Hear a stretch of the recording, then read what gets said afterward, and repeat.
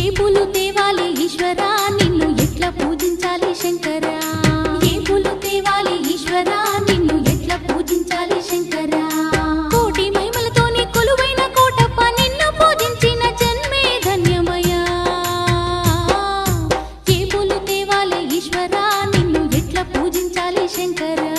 ఏ పూలు తేవాలి ఈశ్వరా నిన్ను ఎట్లా పూజించాలి శంకరా